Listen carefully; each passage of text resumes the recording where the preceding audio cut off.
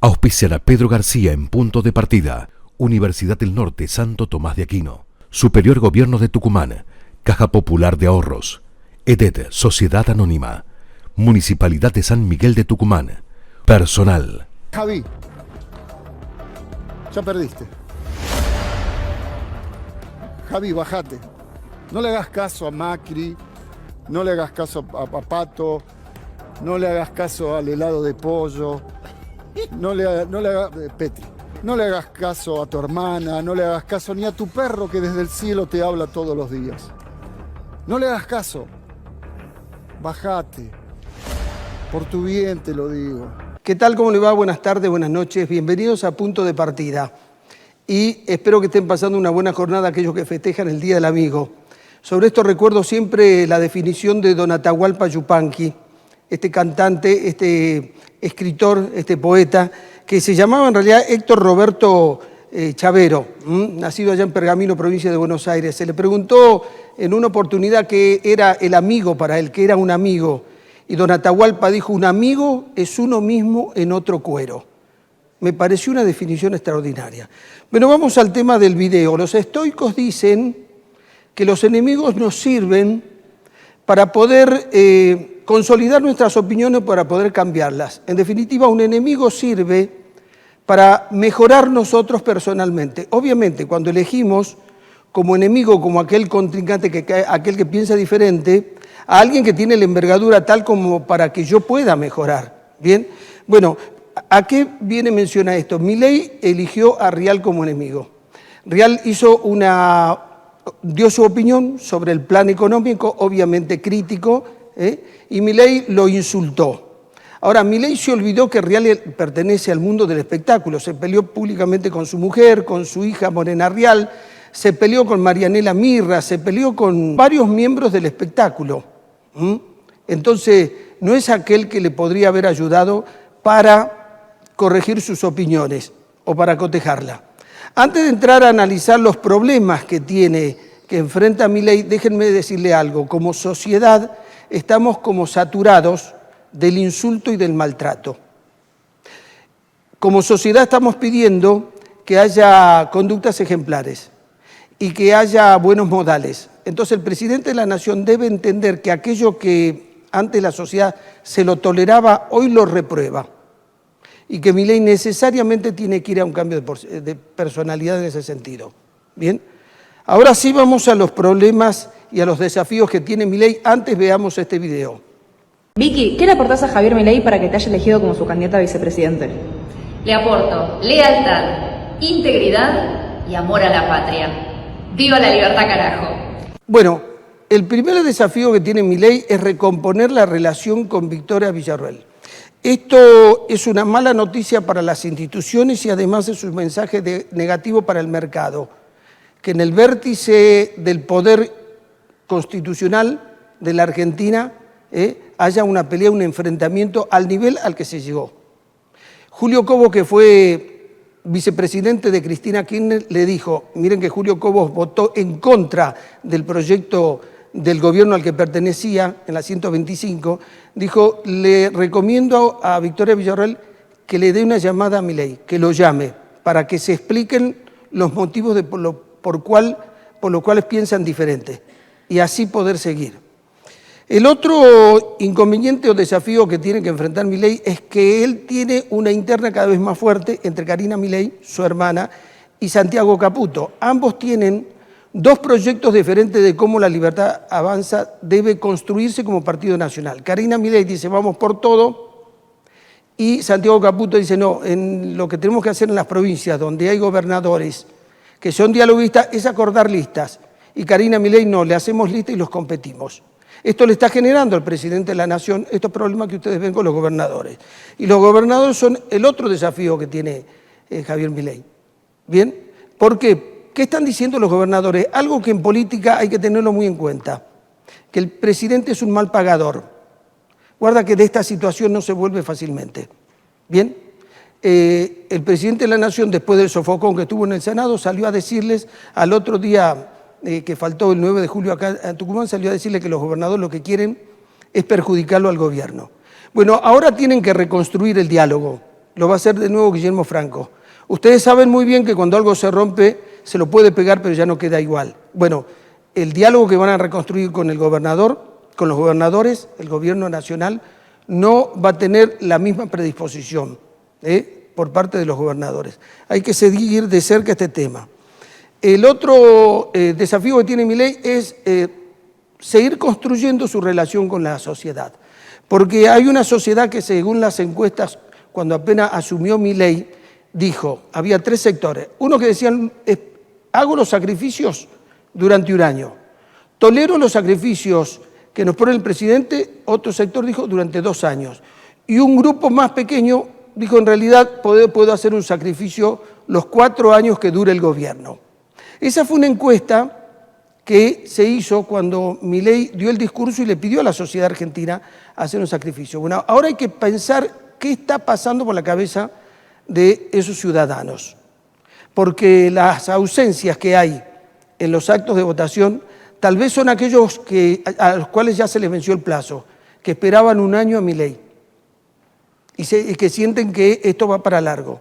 Bueno, este es un tema esencial porque tiene que ver con la tolerancia social, porque Milei debe pensar lo siguiente: puede ser que gane las elecciones como dicen las encuestas, pero se tiene que preguntar cómo sigue su relación con la sociedad a partir de octubre, después del triunfo.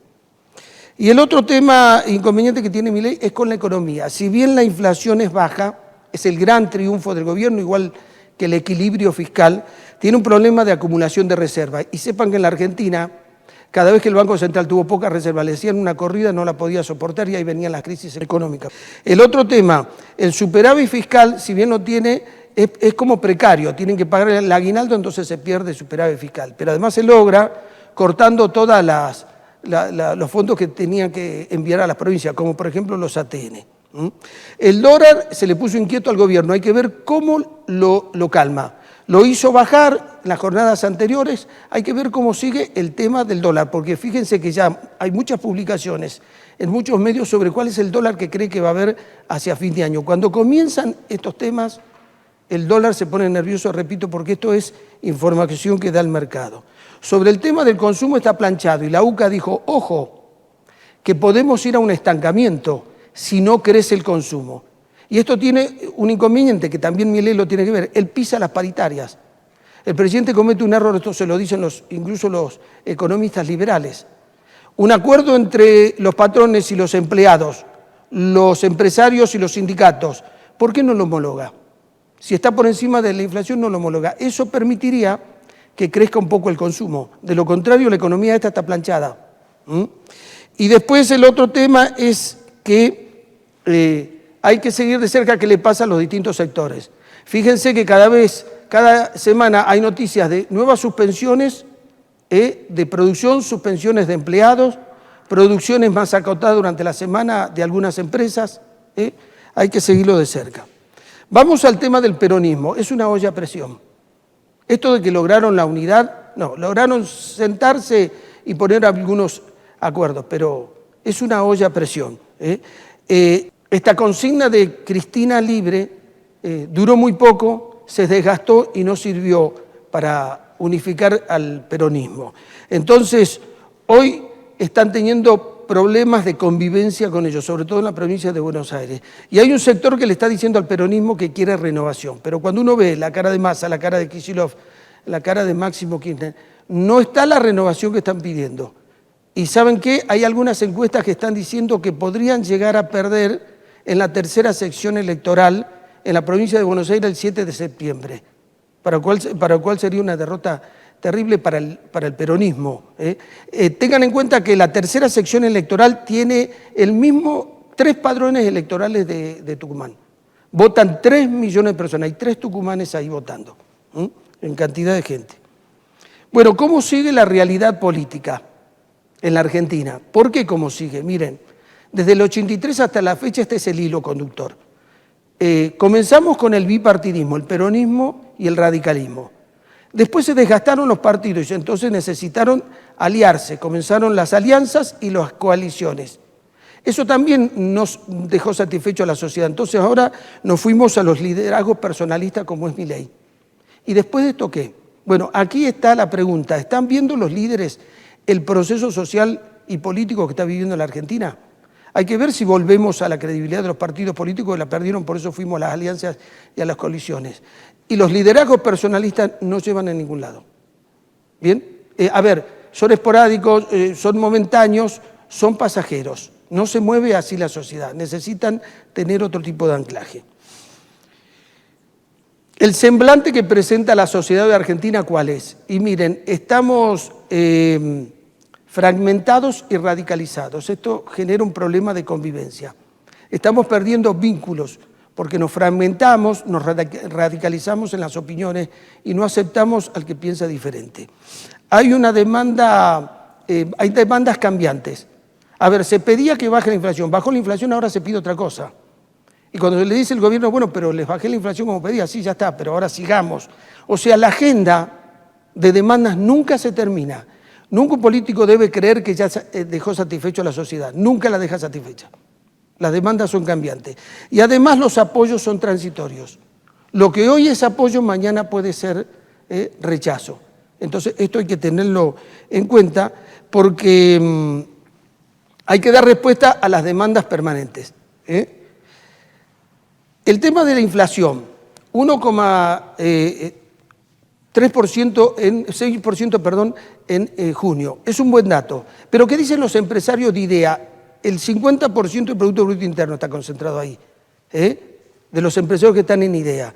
Dicen, miren, está muy bien, bajó la inflación, hay equilibrio fiscal, pero les quiero decir una cosa, dicen los empresarios, le dicen al gobierno, no vamos a pedir una devaluación, pero ¿sabe qué? Queremos otro marco laboral, queremos otra regla de juego para poder contratar. Le piden mayor acceso al crédito, están pidiendo los empresarios menor costo de capital, están pidiendo menos regulaciones, está trabajando en esto Sturzenegger, pero bueno, piden menos regulaciones. Bajar el costo de la logística, el 50% de las rutas en la Argentina presentan deterioro. El gobierno les promete y le dice, mire, estoy trabajando. Sí, acá la pregunta clave es ¿cuánto tiempo hay que esperar? ¿Cuál es el plazo? Repito, hay suspensiones, está caído el consumo. ¿Cuál es el plazo? ¿Cuánto más hay que esperar? ¿Cuántas empresas pueden quedar en el camino? ¿Cuántos puestos se pueden destruir? El tema de los plazos acá es fundamental. Bueno, vamos a Tucumán. Hubo una nueva reunión entre Jaldo y Mansur. Hubo una reunión el 9 de julio, ahora se volvieron a reunir. Se va a reunir el Consejo Provincial del Partido Justicialista. Se habla de unidad.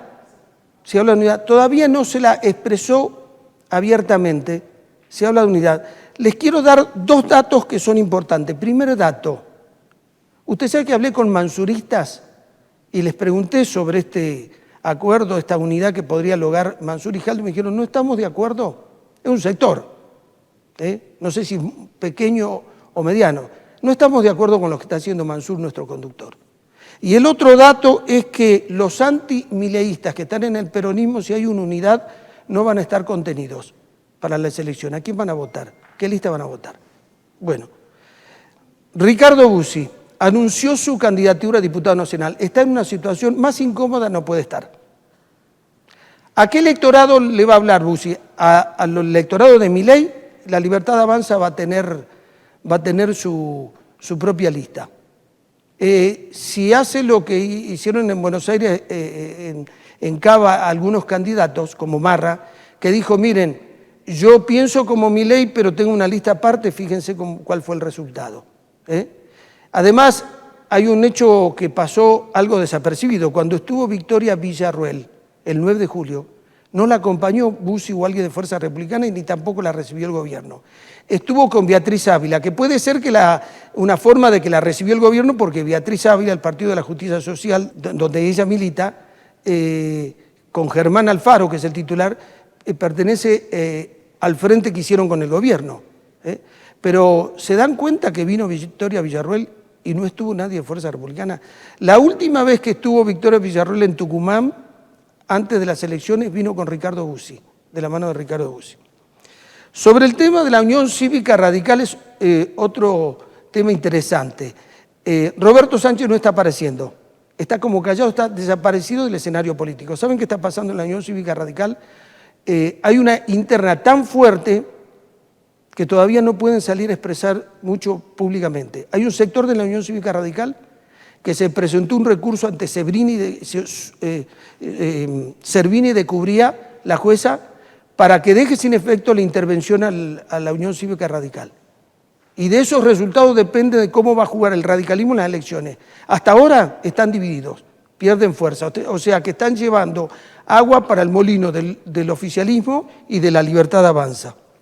La Libertad Avanza no presentó candidatos. Y aquí hay dos datos que hay que tener en cuenta. Primero, cuando presenten los candidatos van a ser personas que no son conocidas por la opinión pública. Y segundo dato, la campaña de ellos va a ser vote la marca, no a los candidatos, porque tiene una gran debilidad. Entonces, cuando vea el águila, vote eso. Esa va a ser un poco la campaña. Bueno, y saliendo del tema político, un pequeño comentario con estos audios que se difundieron, donde hay docentes que aprueban alumnos a cambio de dinero o de actos sexuales, es una cosa conmovedora. Yo fui 20 años profesor de la UNSTA de Periodismo Televisivo. Cuando veo esas cosas, le digo que me conmociona enormemente. ¿En qué se han transformado los profesores, los docentes, cuando hacen esto? Es increíble que esté pasando, ¿no? Porque uno dice, a ver, ¿son profesores o son fenicios que están vendiendo algo desde una cátedra? Bueno, hoy va a estar presente acá Héctor Viñuales. Vamos a hablar sobre estos problemas que hay en Tucumán con suspensiones, despidos. Se anunció que puede haber despidos en el comercio, le vamos a preguntar, le vamos a pedir su opinión de cómo ve la marcha de la economía, si coincide con la UCA, que si no hay una reacción de la economía podemos ir a un estancamiento. Va a estar con nosotros el ingeniero Julio Díaz Lozano, el ex vicegobernador, ex diputado nacional, preocupado por el tema del azúcar. Brasil vuelve a tener su embate contra el azúcar del noroeste argentino. Hace décadas ya hubo grandes debates en la Cámara de Diputados, de la cual participó Julio Díaz Lozano, tuvo un debate, una vuelta muy intenso televisado con José Luis Manzano y le ganó el debate.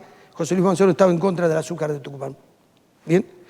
Y Álvaro Aurane va a hablar de los 31 años de la AMIA, del atentado. Una deuda con la verdad que tiene la sociedad, que tiene la justicia con la sociedad argentina. Sabemos quién fue el ideólogo, quiénes planificaron, desde Irán, pero no sabemos quiénes participaron aquí en nuestro país. La pregunta es, ¿lo sabremos en alguna oportunidad? Bueno, estos son los temas de este programa. Después de la pausa escuchemos a nuestros invitados. Es un punto de partida.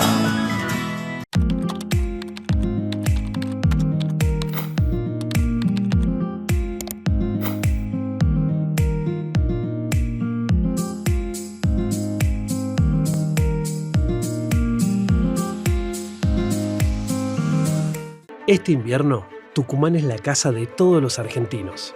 Tiene aventura, tiene calidez, tiene historia, tiene sabores y personas que te reciben con el corazón abierto. Tucumán tiene todo. Vení, esta semana el Pozo Tuki 10 es invencible, 225 millones. Sí, escuchaste bien, inalcanzable, 225 millones y un seguro sale de más de 10 millones de pesos. Con Tuki 10, un juego, millones de chances de ganar. Tuki 10. Hoy hablar de recursos hídricos es hablar del suministro, que hay una repartición que está estructurada con equipamiento, con profesionales, con personal que recorren toda la provincia cuidando el buen uso y la aplicación del agua para riego y el agua para los ingenios y las industrias en la provincia de Tucumán. Hemos equipado a este medio ambiente con una lancha nueva, camioneta, hemos traído motos para poner a disposición. Conoce alguna de las pautas que te permitirán ser más eficiente y controlar el impacto en tu factura en www.edetsa.com. ¿Te sentiste inseguro o viste una situación rara? En Yerbabuena tenemos Ojos en Alerta, un número de WhatsApp para cuidarte. Agendanos 3812-09-4934. Mandás un mensaje, foto, audio o ubicación. Y desde el centro de monitoreo te respondemos al instante. Estamos cerca tuyo. Cuidarnos entre todos es posible. Yerbabuena, el jardín de Tucumán.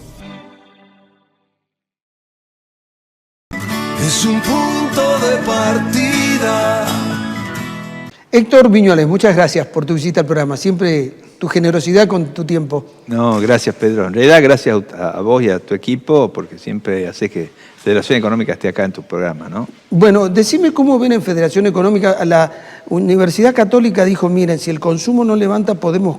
A ver, un pequeño rebote, la economía va a crecer un poco, pero es como que podemos ir a un estancamiento. ¿Ves algún signo de esto? Sí. Mirá, nosotros todos los relevamientos que veníamos haciendo, lo hacemos todos los meses. Hará 3 meses que los números no están dando como que esto iba lentamente superándose mes a mes. Sí. O si querés, mes contra el año pasado, que era fácil, porque el año pasado realmente los primeros meses estuvo, después de la devaluación y la llegada de Milei, hubo como, la gente se quedó quieta. Entonces en el interanual se venía siempre mejorando. Hoy ya el interanual da negativo, ¿no? 0,5, depende si es promedio anual, si es anual y de toda la Argentina o si es regional. Por ahí el norte tiene una caída más importante que en el promedio general. Pero la verdad que hay una serie de signos que a nosotros nos preocupa, le preocupa a los agentes económicos, por supuesto. Hay un aumento en la morosidad de las tarjetas, de los créditos. La gente antes que pensaba llegar, quienes hacen eventos a los efectos de aumentar sus ventas, digamos, se está haciendo mucho un evento mensual en un comercio con algún nivel de atractivos a los efectos que llegue la gente. Y uno escucha en la federación, en la sección de comercio, que la gente dice, estamos hablando de empresarios, ¿no? Dice, no, mira, el día 20 ya no hay dinero. El 15 tenemos el día de no sé qué, lo hagamos el 8, lo hagamos el 9, no lo hagamos el 2-3 porque no han cobrado todavía. Y entonces empieza a ver ahí que hay que vender entre el 8-9 hasta el 15-16-17, o sea, te habla de que no hay dinero. Entonces la gente lo que consigue cobrando el sueldo lo vuelca rápidamente en pagar las tarjetas de crédito para poder volver a tener un crédito disponible para volver a comprar, y con un escenario que en la gente de menores ingresos se lo ve a la tarjeta utilizando para comprar alimentos, ¿no? Entonces eso de un lado te muestra, digamos, un pantallazo de lo que está pasando en el norte, te puedo decir, porque esto lo chequeamos nosotros, lo centralizamos acá y de acá va a otras organizaciones como CAME para que saquen sus informes. Y la verdad que los números ya de atraso o de morosidad está en un 12-13%, al menos en nuestros informes del Instituto Verificador. ¿Históricamente cuánto era? 4, 3, 4. O sea que multiplicaste por 3. Sí, se fue a 14. Y en las tarjetas, hay 3 que relevamos, que son las tucumanas, que tienen fuerte presencia en el norte, llega hasta el 19% el atraso.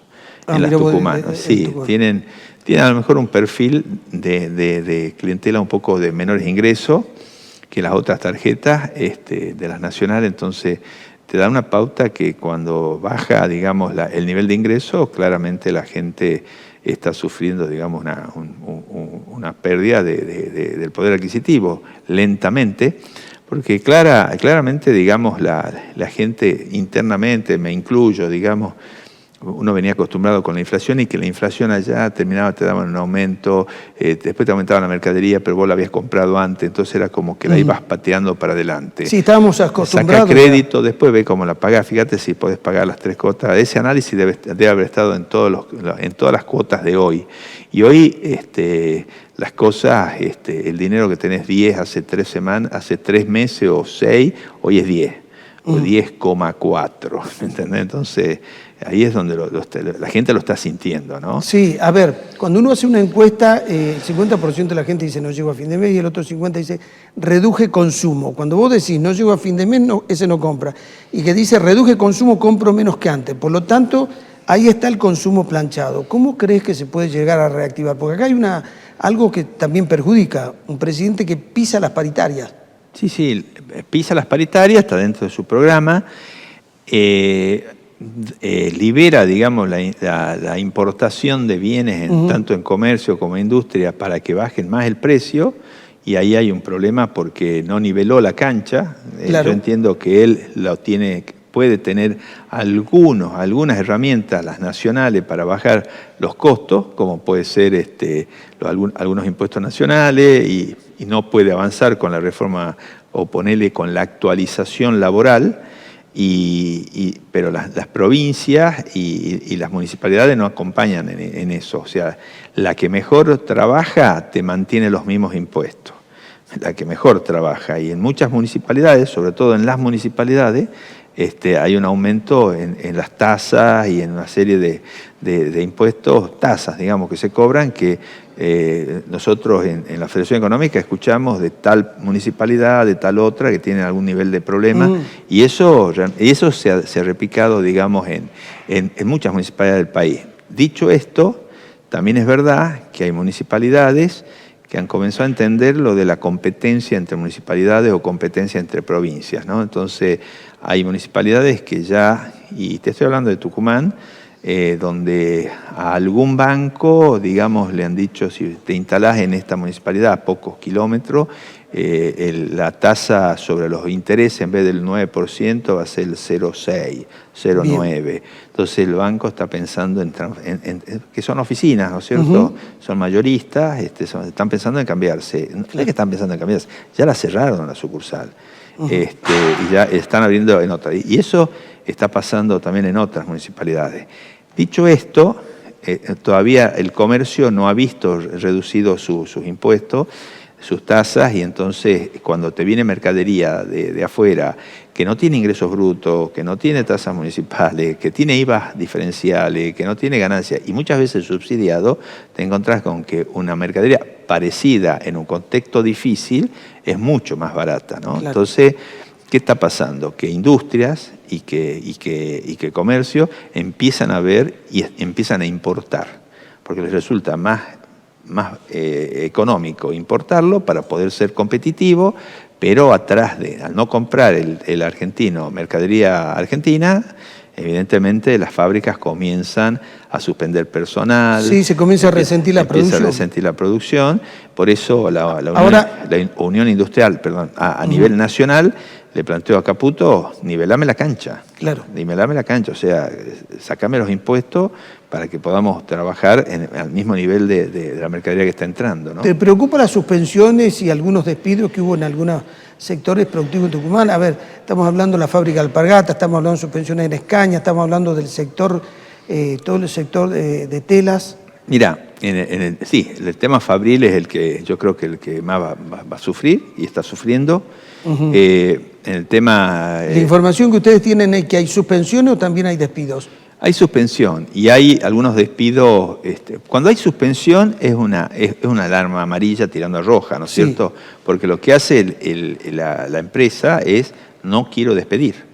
O sea, entonces se sienta con el sindicato, me imagino, alguna vez estuve, y plantean, bueno, mira, hagamos así, le vamos a pagar en vez del sueldo entero, en algunos se está pagando el sueldo entero, pero no quieren producir porque no tienen venta, lo tienen al stock hecho, o arreglan un 20% menos, un 25% menos, depende de los rubros y de las empresas, rotativos, los que van suspendiendo.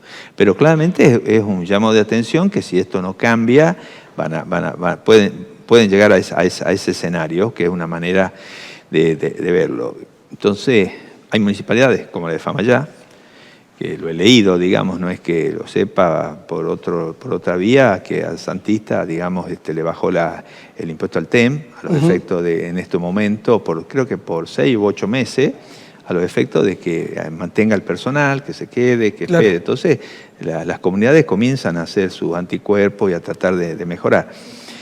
¿Qué es lo que yo creo? Que el comercio, según nuestros números de relevamiento, nosotros relevamos distintas ciudades.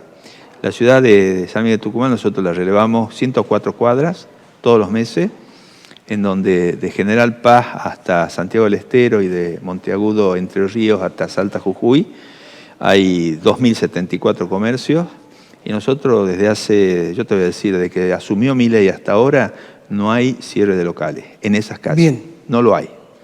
¿Y despidos? Hay un 6% de locales cerrados, Sí. hay un 6% de locales cerrados que ya estaban, puede haber sido 5,8, ahora 6,2, y Bien. los quit se mantienen, porque nosotros no es que nos quedamos, pues lo tenemos relevado con quit, el quit está vivo, o sea que está trabajando fuera de esto, o se ha ido a un showroom, pero ese local se va y es ocupado por otro en el momento. Claro. ¿A dónde se va? Puede salir fuera de esa cuadrícula o puede estar en un edificio, en un showroom, no lo sabemos, pero está con el IVA, con el quit activo.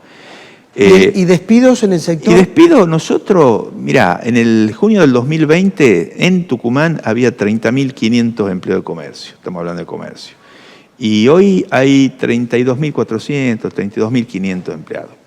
Y si te vas al mes pasado, creo que tenemos 10, 12 empleados menos ahora. Entonces, hablar de que puede haber, todo es posible, sí. Pero yo creo que el comercio ha cambiado el paradigma un poco por todo lo que yo te he dicho, y en vez de tener stock y comprar en momentos de inflación, lo que está haciendo hoy es, de hace varios meses, es desestoquearse y con eso hacer frente a los gastos que a lo mejor no los puede estar cubriendo con venta, pero claro, en general no está mirando al empleado para despedirlo. No hay una masa de despido, no hay una ola de despido, no hay nada. Que claramente cuando uno se siente y dice, no sé qué voy a hacer con los gastos, y en los gastos entra todo, ¿no es cierto? Pero esos que están en el café, yo los sigo viendo trabajando con mucho esfuerzo, con mucha preocupación, pero no mirándolo al empleado como algo que se tiene que ir, ¿no? Nunca con una mirada de que es y los ve como trabajadores, ¿no? O sea, con sus derechos, con todo lo que significa. Yo te digo lo que dice la estadística. Claro. Eso dice la estadística. Ahora, que hay empleados no registrados, no lo sé. Los números ya no los conozco, porque nosotros trabajamos sobre el registrado. O sea, trabajamos sobre relevamiento, números en serio, esto lo sacamos del INDEC, sacamos por rubro, vemos lo que pasa en tal industria, números, y bueno, Tucumán históricamente ha estado en 31.000 empleados, y hace dos años y medio estamos en 32.000, 32.500, de los cuales unos 10.000 son empleados de quit que no son radicados en Tucumán. Más o menos 23.000 son de empresas tucumanas, y hay 10.000 que son de empresas que tienen en otra jurisdicción asentado su domicilio. Supermercados mayoristas, grandes, tiendas, ese número, porque es un número que nosotros lo vivimos chequeando, porque todo tiene que ver con una distribución de cuál es la importancia económica de cada región. Tucumán tiene 32.500 empleos, y si vos ves para atrás, y en todo lo que va del año estuvo en 50, debe haber bajado 50 empleos, 60 empleos. Claro, no es significativo. No es hoy significativo, bien, ¿no es cierto? Pero, esos son los números. Claro, acabas de dar un panorama muy completo, así que veamos qué pasa hacia adelante. Héctor, muchas gracias. Bueno, no, por favor. Ya volvemos. Es un punto de partida.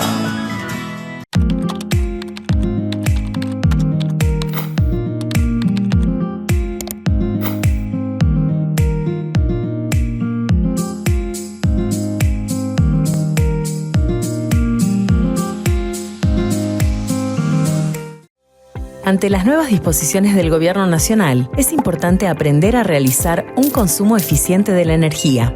Conoce alguna de las pautas que te permitirán ser más eficiente y controlar el impacto en tu factura en www.edetsa.com. Bueno, ¿qué hacemos hoy? Yo con este frío no salgo, está nevando. Amigo, acá no nieva en invierno, mira el sol que hay afuera. Bueno, ya estoy yo.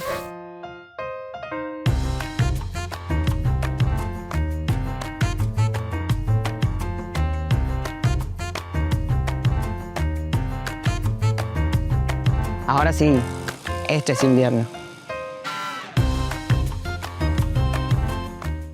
Legislar es escuchar, es transformar una necesidad en un derecho. En Tucumán, más de 1.000 acompañantes terapéuticos brindan contención a personas en situaciones de vulnerabilidad. Hoy su labor cuenta con un marco legal. Sancionamos la ley 9.864 que reconoce, regula y jerarquiza su profesión, garantizando calidad en el acompañamiento y protección laboral para quienes lo ejercen. Porque una legislatura que escucha y que acompaña es una legislatura de todos. Honorable Legislatura de Tucumán. Caja Popular de Ahorros lanzó su nueva página web. Te presentamos un lugar donde podés conocer nuestros productos comerciales y los servicios que ofrecemos junto a sus requisitos, buscar los resultados de nuestros juegos y enterarte de todas nuestras novedades. Además, podés contactarte con nosotros para realizar cualquier consulta. Seguimos actualizándonos para estar más cerca tuyo, al servicio de todos los tucumanos. Ingresá a www.cajapopular.gov.ar y descubrí todo lo que Caja Popular de Ahorros tiene para ofrecer.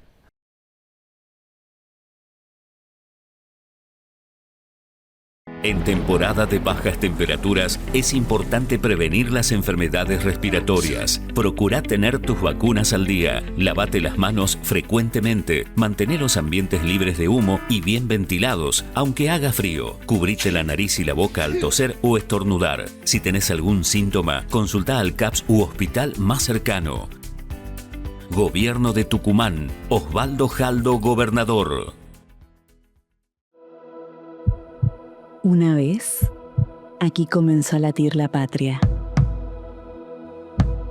Y desde entonces, este corazón nunca dejó de latir. Se expandió, se conectó y se hizo pueblo. Aquí, en esta tierra cálida, empezó todo. Aquí gritamos por primera vez: ¡Viva la patria! ¡Viva! San Miguel de Tucumán, donde nació la independencia, donde la patria sigue latiendo. Es un punto de partida. Bueno, tengo el gusto de tener a Julio Díaz Lozano. Además, en el Día del Amigo es un amigo, Julio. Así que muchas gracias. Muchas gracias a usted por la invitación. Bueno, Julio, yo decía en programas anteriores que este embate de Brasil para ingresar azúcar al mercado argentino es un tema muy delicado porque tiene que ver con las economías regionales. Tiene que ver, y además no es el primer embate. Ya unos años atrás hicieron un intento de que inclusive estaba Di Tella de ministro de Relaciones Exteriores y Roque Fernández de Economía, los llamaron a los empresarios azucareros para comunicarles que iban a firmar un acuerdo con Brasil de libre circulación de los productos de Brasil, ya sea alcohol o sea azúcar. Ellos van a la Cámara, nos exponen el problema que tenían y formamos una comisión básicamente de diputados nacionales del norte. ¿Vos te desempeñabas como diputado nacional? Diputado nacional, sí. Bien. ¿Y qué pasó? Y eso se concentra en López Arias por Salta, Macedo por Jujuy y yo por Tucumán. Bueno, nosotros empezamos a ver el tema y decidimos emitir una ley de aranceles para frenar eso, porque las asimetrías históricas del crecimiento de la producción de alcohol y azúcar por Brasil son enormes, porque ellos en el año 73 la crisis del petróleo los afectó mucho. Entonces decidieron reemplazar los combustibles derivados del petróleo por combustibles derivados del alcohol. E invirtieron muchos miles de millones de dólares para hacer crecer una industria que hoy los transforma en los mayores productores del mundo de alcohol. Brasil es el mayor productor del mundo de alcohol. Entonces, esas ventajas, digamos, que contó y esos empujes estatales para crecer generaban una asimetría de crecimiento y una asimetría también de costos, porque eso les permitió tecnificar mucho toda su producción, que hacían que fuera imposible que nuestras industrias azucareras competieran con ellos. Entonces era directamente abrirles el mercado. En azúcar y alcohol significaba la eliminación muy probablemente de un altísimo porcentaje de nuestros productores de azúcar, que afecta básicamente a Tucumán, que es el mayor productor de azúcar y alcohol de la Argentina. Entonces nos pusimos en movimiento, generamos una ley donde grabábamos el ingreso de azúcar de Brasil, algo parecido a lo que quiere hacer Trump en Estados Unidos. Bueno, y esa ley fue resistida por el Ejecutivo Nacional. Tuvimos un debate que nos llaman a los tres y decían, bueno, que le permitiéramos vetar esa ley que había sancionado el Congreso, que ellos iban a generar otro sistema de compensaciones para evitar de que se cayeran las industrias locales. Pasó 15, 20, un mes, no pasaba nada, ya estaba vigente, ellos vetan la ley y ya estaba vigente el veto, y visto que no habían cumplido con la palabra empeñada, nosotros les comunicamos que íbamos a ir por el rechazo del veto. ¿Qué es lo que pasó? Es decir, le rechazamos el veto y quedó vigente la ley de aranceles que había sancionado, que protegía nuestra actividad. ¿Está vigente regional. Esa ley? Está totalmente vigente, sí. Bien. Y en el caso de Tucumán no es un tema más, es el tema, ¿no es cierto? Tucumán, por esas cuestiones históricas, de haber tenido el manejo de la nación durante mucho tiempo, cuando Marcos Paz vicepresidente, Avellaneda presidente, las dos presidencias de Roca, le dieron la cobertura necesaria como para hacer crecer en el centro del país la mayor industria que tenía la Argentina en ese momento, que era la industria azucarera de Tucumán. Bueno, todo eso iba a desaparecer. Entonces, con esta decisión que tomamos, evitamos que pase ese tema, que repito, que no tenía ninguna explicación racional para justificarla. Bien, o sea que Brasil, si quiere ingresar azúcar o alcohol, hoy tiene el freno de que hay una ley. Claro, tiene un arancel que tiene que pagar. Claro. Salvo que se derogue la ley o se la modifique, pero... Claro, exactamente. Una de dos. Bien. Pero en los términos que está planteado ahora el tema, que han vuelto, hay otra intentona de producir la derogación de esa ley, y seguramente porque ya hay una solicitud de Lula que ha dicho que él quiere vender azúcar en la Argentina. Y repito, las condiciones no han variado, siguen siendo difícil los volúmenes de inversiones que ellos han hecho y ser los mayores productores de alcohol y tener fábricas como Sanini y Dedini, que son metalúrgicas, que tienen la capacidad de hacer un ingenio entero, digamos, sin acudir a ningún tipo de importación. Acá no tenemos esa misma ventaja. Claro, pulverizaría prácticamente la actividad azucarera nuestra de Jujuy y de Salta. Claro, exactamente. Es el peligro al que nos pone este embate nuevo de Brasil. Sí. Que espero que no modifiquen las circunstancias como para que se produzca realmente ese trágico final. Sí, tendría un impacto social enorme. Muy grande. Muy sintético, cuando estuviste como vicegobernador, impulsaste una ley sobre el tema del narcotest para los funcionarios. No, eso sí. Bueno, eso viene en una visita que hago a Concepción, el obispo, Vite, desde ese momento me manifiesta que estaba muy preocupado porque había visto en pueblos pequeños de la zona de su gestión, había muchos jóvenes drogados. Entonces estamos hablando de hace muchos años atrás. Entonces a partir de eso, yo designo un grupo de personas que se dedica a trabajar en el tema. Van a Buenos Aires, se entrevistan con la Policía Federal, que era la que tenía más experiencia y tenía técnicos más preparados en el tema, y ahí nos plantean de que lo primero que había que hacer es controlar el alcoholismo y después ir al tema de las drogas. Y ahí se crea el IPLA.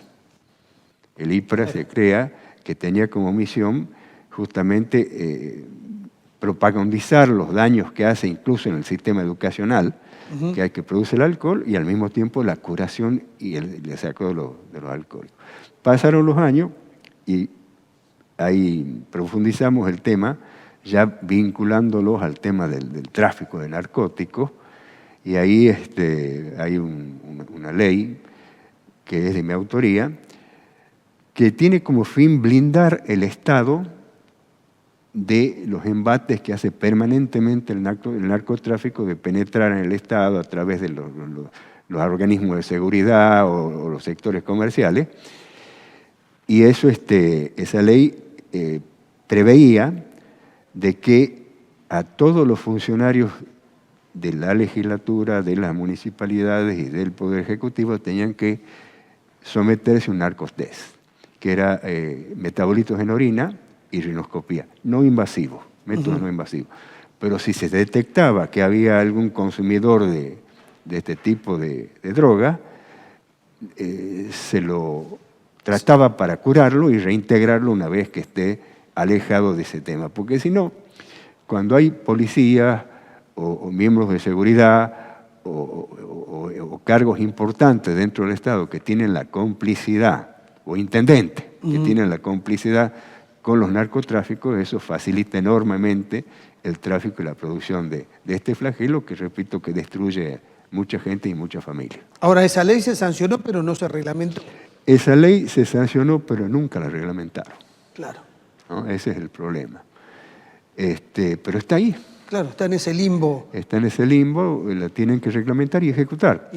Inclusive se hizo una ley aparte para que se incorporara en la currícula de la enseñanza, sobre todo secundaria, la prevención contra el tema de la difusión de los narcóticos, ¿no? de las drogas. De las drogas, qué interesante. Está bien.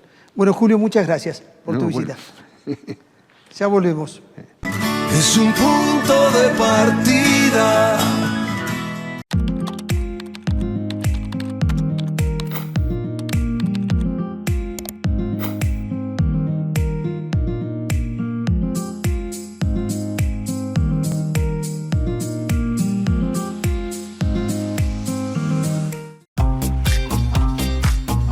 ¿Te sentiste inseguro o viste una situación rara? En Yerbabuena tenemos Ojos en Alerta, un número de WhatsApp para cuidarte. Agendanos 3812-09-4934. Mandás un mensaje, foto, audio o ubicación. Y desde el centro de monitoreo te respondemos al instante. Estamos cerca tuyo. Cuidarnos entre todos es posible. Yerbabuena, el jardín de Tucumán. Un pequeño fuego puede convertirse en una gran tragedia y en minutos poner en riesgo barrios, rutas y cultivos. El humo causa accidentes, cortes de luz y ocasiona problemas de salud. Evitemos la quema de pastizales, basura y cañaverales que también perjudican la actividad azucarera. Si ves fuego en caminos, vía pública o campos, llama al 103, 911 o 100. IPAT, Secretaría de Estado de Producción, Ministerio de Economía y Producción, Gobierno de Tucumán, Osvaldo Jaldo, Gobernador. Este invierno, Tucumán es la casa de todos los argentinos. Tiene aventura, tiene calidez, tiene historia, tiene sabores y personas que te reciben con el corazón abierto. Tucumán tiene todo. La Plaza Independencia es el corazón de nuestra ciudad.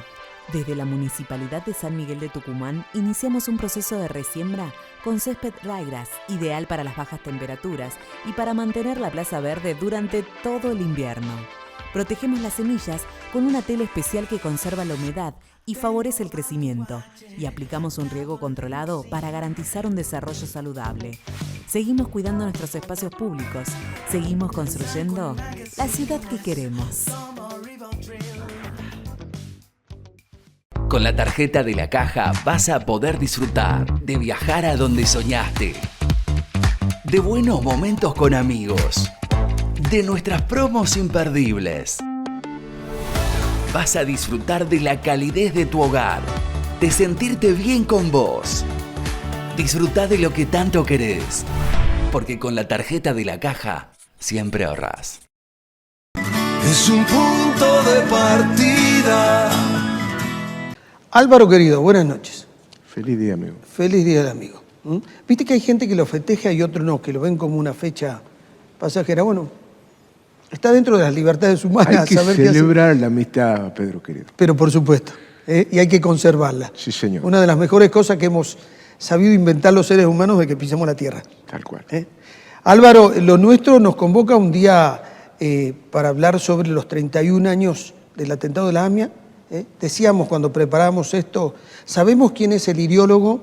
¿De dónde nació la idea? quiénes planificaron, pero no sabemos quiénes participaron en Argentina. Y esa deuda con la verdad es una deuda que hay que saldar, la que tiene la justicia. Absolutamente. Mira, Pedro, justamente vamos a tratar de comenzar por el final, ¿no? Si, digamos, la esperanza se nos presenta básicamente como un deber, ¿no? Un deber en la búsqueda de justicia, ¿no? En febrero, el Congreso de la Nación hizo ley el famoso juicio en ausencia.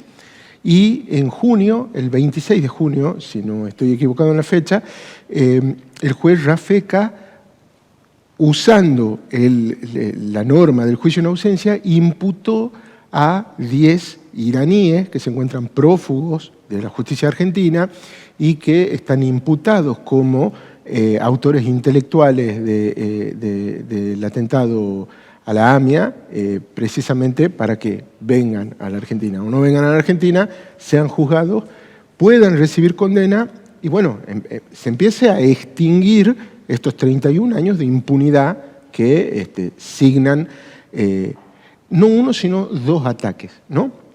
Es decir, el 18 de julio de 1994 se perpetra la voladura de la AMIA, 85 muertos, más de 300 heridos,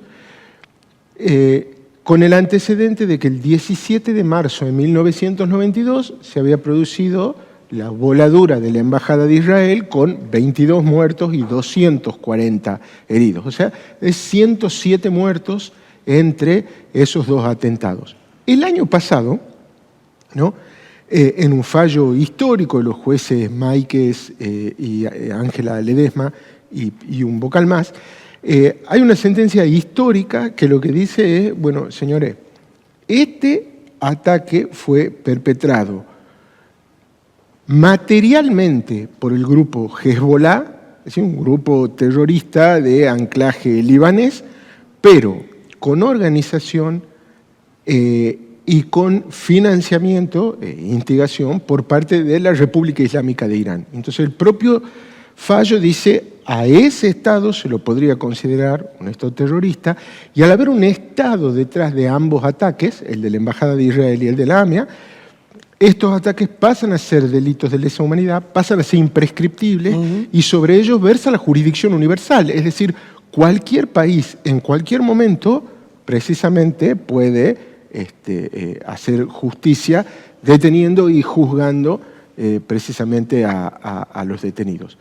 Yéndote desde hoy hacia atrás, estas son como las principales novedades a la vuelta de esto. Ahora, la verdad es que es una historia de ocultamiento, una historia de desinformación, de manipulación de pruebas, de encubrimientos y fundamentalmente una historia de argentinos traicionando a argentinos, ¿no? Justamente a poco de que se perpetrara el segundo atentado, que es la voladura de la AMIA, la CIDE ya tenía pistas firmes de que eran los iraníes los que estaban detrás de esto, y sin embargo el gobierno de Carlos Menem lo que optó es, primero, no hacer nada, y después que aquello que decidió sí hacer fue básicamente obstruir la investigación, inventar la famosa pista siria, ¿no?, para que la investigación no fuera a ninguna parte, y pasó una década, digamos, sin que hubiera absolutamente avance en esta materia, y después en 2013 el gobierno de Cristina Fernández de Kirchner firma el famoso memorándum de entendimiento con Irán, es decir, con el país que ha sido declarado por la justicia argentina culpable de ser el organizador de los atentados. Firmaron un memorándum de entendimiento para crear un comité con miembros iraníes y argentinos que se pasaba a llamar Comisión de la Verdad. Pues es una provocación, digamos, es realmente inaudito. Llegó a ser ley ese memorándum, lo aprobó el Congreso de la Nación y luego lo promulgó la Casa Rosada. Y si no prosperó fue porque, una vez más, la justicia lo declaró inconstitucional. Fíjate eso, Pedro. Venimos en el peor atentado de la historia de la Argentina de un gobierno que aprobó un acuerdo internacional contrario a la Constitución de los argentinos. Sí. Una cosa increíble. Sí, la defección institucional casi que no tiene antecedentes. La de los miembros del Congreso, que ocupando bancas de representantes del pueblo, que aprobaban esto en contra del pueblo, y la del Poder Ejecutivo Nacional, que ni siquiera representaba la legalidad de la Argentina, aprobando en secreto un acuerdo que iba en contra de la Constitución. Y después tenés Nisman, que Nisman investiga las implicancias del memorándum con Irán, la denuncia a Cristina Fernández de Kirchner y a muchos otros connotados kirchneristas de presunto encubrimiento, precisamente los iraníes, dice, che, todo esto solo está hecho para sacar a Irán de esta historia, es decir, para encubrir su responsabilidad, a cambio de que como estamos en medio de una crisis energética, esto se firma en 2013, pueda haber una relación Estado-Estado para que nosotros vendamos grano y ellos paguen con petróleo. ¿No? Es decir, ¿cuánto barril de petróleo valdrá la vida de un argentino cuya vida literalmente ha sido estallada, digamos, en un atentado terrorista? Nisman, en vísperas de presentar su informe ante el Congreso para justificar esta denuncia, aparece muerto en su departamento el 18 de enero de 2015. Sí. Esto, digamos, todo este cúmulo de horrores hay a la vuelta de los 31 años de impunidad, básicamente el atentado a la AMIA. Sí, terrible, terrible. Es una historia muy dolorosa para los argentinos. Absolutamente, y esperemos que este juicio en ausencia empiece a reparar algo del mucho daño que se ha hecho. Sí, tardíamente, pero puede reparar algo. Sí, señor. Álvaro, muchas gracias. Muchas gracias a vos. Nos vemos la próxima semana. Auspiciaron a Pedro García en Punto de Partida. Universidad del Norte Santo Tomás de Aquino. Superior Gobierno de Tucumán. Caja Popular de Ahorros. EDET Sociedad Anónima. Municipalidad de San Miguel de Tucumán. Personal. Porque